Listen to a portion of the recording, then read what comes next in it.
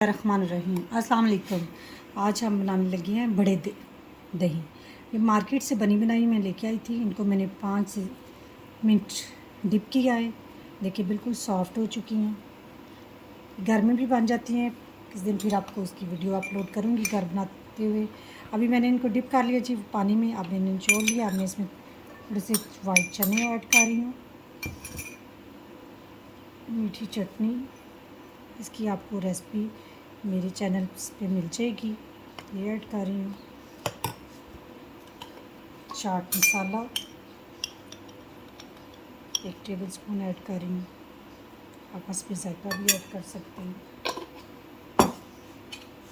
और इसमें आप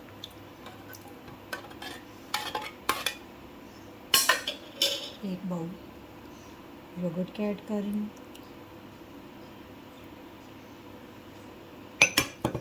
इन तमाम चीज़ों को ऐड करने के बाद इनको अच्छे से मिक्स कर लेंगे। अभी मैं इन बलियों को नहीं तोड़ूंगी, मैं 2 पीस कर लेती हूँ।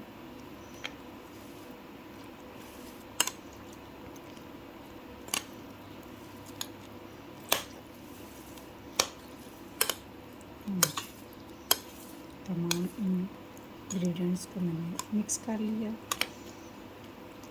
और इसमें लास्ट में प्याज को मैंने काट लिया था बारीक बारीक, उससे मैं गार्निश करूँगी।